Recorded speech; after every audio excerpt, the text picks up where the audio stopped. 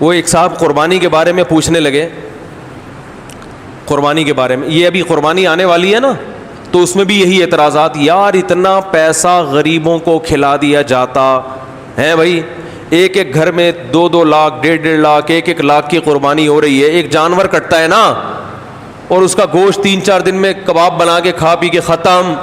اتنا پیسہ اگر ہم IMF کو دے دیتے تو ہمارا اتنا قرضہ ادا ہو جاتا. اتنا پیسہ اگر ہم جہیز کے لیے جمع کر لیتے لاکھوں بچیوں کی شادیوں کا انتظام، بولتے کیوں نہیں بھائی، ہو جاتا. بہرحال بہت کچھ ہو سکتا تھا نا. اتنا پیسہ ہم اپنے بچوں کی پڑھائیوں پہ لگا دیتے تو بچے، ہمارے ملک سے جہالت کا خاتمہ ہو جاتا.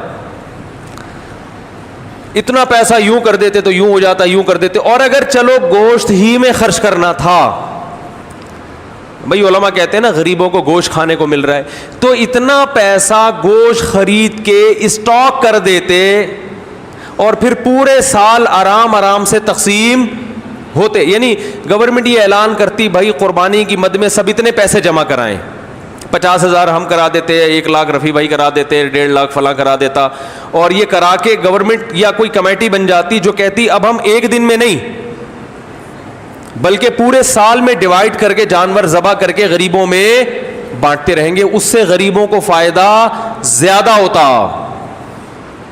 بھائی 3 دن میں ہی آپ نے لاکھوں کروڑوں جانور کاٹ دیے، اس میں تو ضائع بھی بہت ہوتا ہے نا. ارے اس کو اسٹور کر کے، بھائی یہ گائے مفتی صاحب کی ہے، یہ گائے فلاں کی ہے، یہ گائے فلاں کی ہے، اب یہ بس اللہ کے نام پہ ہو گئی ہے، اب بوقت ضرورت بقدر ضرورت جب ضرورت ہوگی یہ گائے کٹتی رہے گی، راشن بٹتا رہے گا غریبوں میں. یہ 3 دن کے اندر اندر ہی کیوں، 3 دن کے اندر اتنا جانور جب آپ کاٹتے ہیں تو فائدے کے بجائے نقصان، بولو نا، زیادہ ہوتا ہے. معاشی لحاظ سے جانور کے گوشت کی قیمت بہت زیادہ اوپر چڑھتی ہے، جو ظاہری کیلکولیشن بتاتی ہے، حقیقت تو اللہ ہی جانتا ہے. ارے مجھے ایک بات بتاؤ نا یار، یہ بات بھی سمجھانا کوئی مشکل کام ہے. دیکھو آپ کے پاس 3 لاکھ روپے پڑے ہوئے ہیں یا 2 لاکھ روپے پڑے ہوئے ہیں، ماہرین معیشت کیا کہتے ہیں، وہ 2 لاکھ ایک دن میں خرچ کر لو یا پورے سال ڈیوائڈ کر کے خرچ کرو، زیادہ بہتر کون سا کیا عمل ہے؟ پورے سال ڈیوائڈ کرو. ایسا ہی ہے نا. تو آپ کے پاس اتنے جانور، کروڑوں گائے، بیل، بکرے، دمبے موجود ہیں، تو ماہر معیشت کہیں گے کہ 3 دن کے اندر کاٹ کے ان کے کباب بنا کے کھا جانا، اس سے بہتر ہے کہ ان کو پورے سال میں ڈیوائڈ کر دو. کچھ محرم میں کٹیں گے، کچھ سفر میں کٹیں گے، کچھ ربیع الاول میں کٹیں گے. اس سے گوشت کی قیمت بھی کیا رہے گی؟ ہمارے کنٹرول میں رہے گی. وافر مقدار میں غریبوں کو گوشت بھی ملتا رہے گا. عقل تو یہی کہتی ہے. اسی وجہ سے یہ لبرلز لوگوں کو بڑے اعتراضات ہوتے ہیں، یار یہ کون سی قربانی ہے یار، یہ کیا ہے یار، یہ کون سا طریقہ ہے یار، جانور لاؤ کاٹو، چاہ پہ کسائی لے گیا نکال کے، اور کھال جو ہے نا وہ فلان لے گئے اور پھر وہ کھایا پیا 3 دن ہلا گلا. کچھ لوگ اسٹور کر لیتے ہیں لیکن وہ بھی اپنے لیے کرتے ہیں، غریبوں کے لیے تھوڑی کرتے ہیں. محرم میں حلیم پکا دیا، اس سے بس، اس کے بعد نہیں چلتا وہ. تو یہ کیا ہو رہا ہے؟ دوسری بات، گوشت خرید کے اگر وہ سستا پڑتا ہے، جانور خرید کے کاٹ کے کھایا جائے تو وہ اور زیادہ مہنگا پڑتا ہے. تو یہ کروڑوں روپے کا سرمایہ اس طرح بھی ہلاک ہو رہا ہے. ارے یہی بکرا آپ عام دنوں میں خریدو آدھی قیمت پہ ملے گا، بلکہ گوشت خریدو تو اور سستا ملے گا، اور گوشت بھی اپنی مرضی کا ملے گا. جو سری پائے کے عادی نہیں ہیں وہ سری پائے نہ خریدیں. لیکن یہی آپ بقرعید والے دن خریدو تو ڈبل قیمت پہ. کیا خیال ہے بھائی؟ اور اگر کاٹنا ہی تھا تو جو لنگڑے لولے جانور ہیں ان کو کاٹ دو، گوشت تو سب میں ایک ہی جیسا نکلتا ہے نا. ارے کسی کا جانور لنگڑا ہے، اندھا ہے، کاڑا ہے، کنکٹا ہے، وہ تو ویسے ہی گوشت پہ تھوڑی کوئی اثر پڑتا ہے. جانور اندھا ہو، گوشت تھوڑی اندھا ہے. لیکن شریعت نے کیا کہا؟ معذور جانور کی قربانی، بولو بھائی، نہیں ہے. یہ تو ایک اور اعتراض ہمارے لیے کھڑا کر دیا.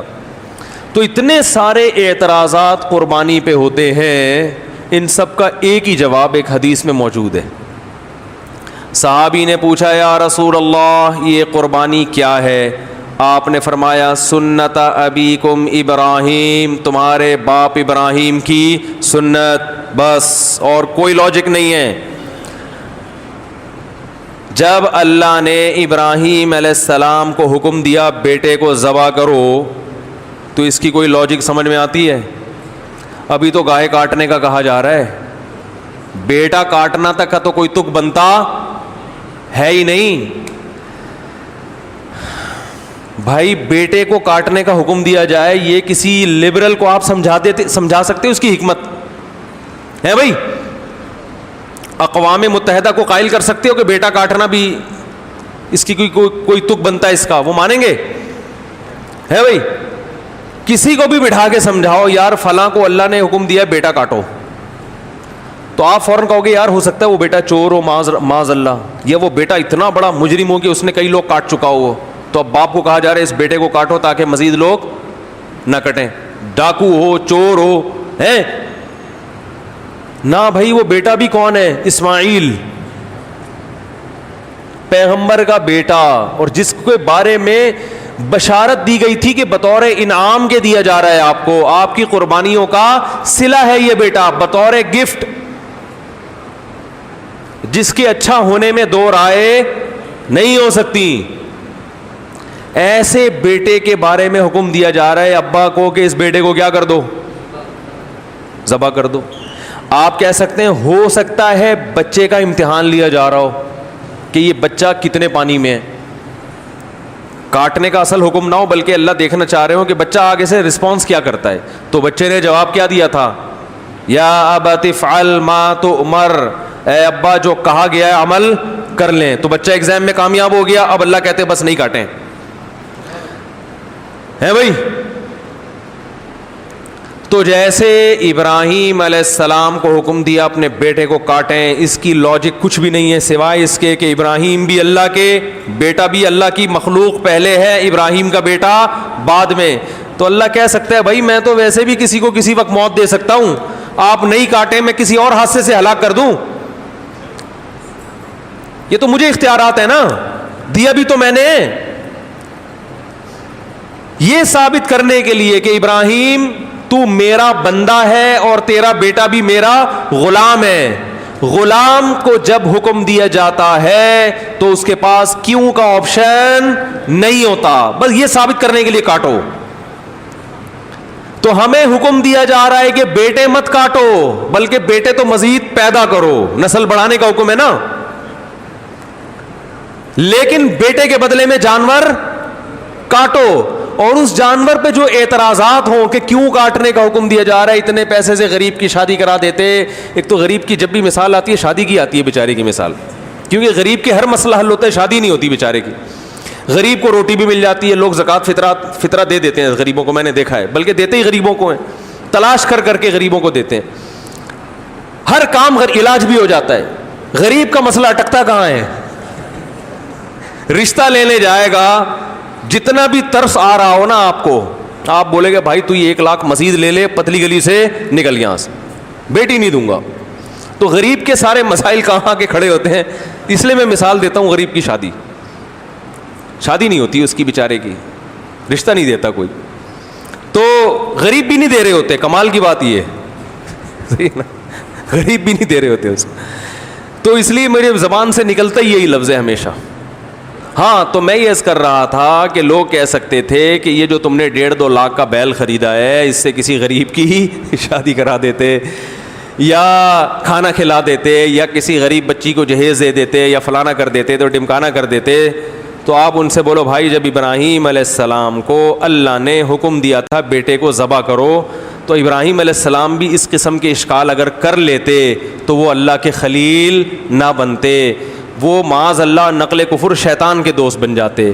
تو آپ مجھے بھی شیطان کا دوست بنانے کی کوشش نہ کریں.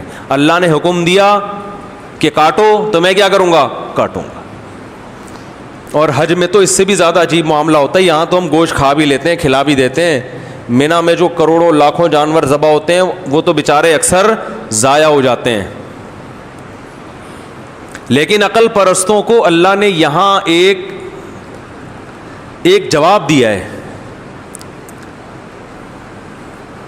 کہ تم جو یہ فلسفے کیلکولیٹر لے کے بیٹھتے ہو نا کہ اتنے جانور اگر یوں ایکچولی یوں ہو جاتا تو ہر سال اگر کٹتے تو ایکچولی گوشت کی قیمتیں کنٹرول میں رہتی ہیں اور ایکچولی یوں ہوتا اور اس سے اتنے غریبوں کے پیٹ بھر جاتے اور اس سے تو جانور ختم ہوتے ہیں. تو اللہ نے ابراہیم علیہ السلام کی سنت میں بتا دیا کہ ابراہیم نے اپنے بیٹے کو ذبح کرنے کے لیے لٹایا تھا نا, تو سب سے زیادہ نسل چلی کس کی ہے؟ اسماعیل کی. اور برکت کس میں ہوئی؟ اسی بیٹے میں. آئی بات سمجھ میں؟ کوانٹٹی کے لحاظ سے بھی اور کوالٹی کے لحاظ سے بھی. آج بھی دنیا میں خاندان افرادی قوت کے لحاظ سے سب سے زیادہ سید ہیں دنیا میں, جن کو شاہ بھی کہا جاتا ہے, سید بھی کہا جاتا ہے, افرادی لحاظ سے بھی. اور روحانی اعتبار سے سید الانبیاء محمد صلی اللہ علیہ وسلم اللہ نے حضرت اسماعیل کی اولاد میں پیدا کیے. تو پتہ چلا کہ بھائی جو اللہ کے لیے کٹے گا بڑھے گا بھی, بولو نا وہی. کتے تو 12 بچے دیتے ہیں اور کئی سال ہو گئے کے ایم سی والے نہیں مار رہے, پھر بھی اتنے نہیں ہوئے ہیں بھائی, یہ تو اللہ کا فضل ہو گیا. لیکن گائے, بیل, بکرے, دمبے روزانہ کروڑوں کی تعداد میں کٹتے ہیں, اتنے کہ ہمارے تصور سے جب بھی شنواری آؤ گے 8-10 بکرے لٹکے ہوئے نظر آئیں گے آپ. ہر ہوٹل پہ یہی ہے. او بھائی سال میں ایک بچہ دیتی ہے بکری یار, گروتھ ریشو کیا ہے؟ ایک بچہ سال میں. کٹ روزانہ رہا ہے, روزانہ. کمیلا جاؤ نا کبھی, کراچی کے کمیلے جاؤ, روزانہ بچڑے 2 دانت کے لائن لگی ہوئی ہوتی ہے. او بھائی یہ تو 2 سال میں ایک پیدا ہوتا ہے ہیں. یہ مرغیوں کی طرف 24 انڈے تھوڑی دیتی ہیں بکریاں اور گائے کہ 24 بھینسیں نکل رہے ہیں اس میں سے. اتنا کٹ رہا ہے, اتنا کٹ رہا ہے, اتنا کٹ رہا ہے. اور پھر بقرعید کے 3 دنوں میں دیکھو اور پھر حج میں دیکھو, ختم ہونے کا نام بولو بھائی نہیں لے رہا. یہ ہے کوانٹٹی کے اعتبار سے برکت, اور کوالٹی کے اعتبار سے برکت دیکھو. جو طاقت صحت اللہ نے ان 4 جانوروں کے گوشت میں رکھی ہے وہ کسی اور کے گوشت میں نہیں ہے. مرغی کھانے سے طاقت, بول لو, مرغی کچھ نہیں بگاڑ سکتی آپ کا. ان مرغیوں میں دم ہی ختم ہو گیا ہے. یہ آپ کو کیا, آپ ان کے خلاف جتنا بھی احتجاج کرو یہ کچھ نہیں کرے گی. بکرے کے خلاف بولنے سے پہلے سوچنا صحیح ہوتا. روحانی برکت بھی ہے. میں اکثر ایک مثال دیتا ہوں نا, وہ ہم جب چھوٹے بچے تھے تو شعیب اختر تھا بہت فاسٹ بالر, تو اس کی بالنگ کا سنتے تھے. میں تو نہیں دیکھتا تھا اس وقت ٹی وی, تو سنتے تھے بہت فاسٹ بالر ہے. تو اس دور میں انڈیا کے کسی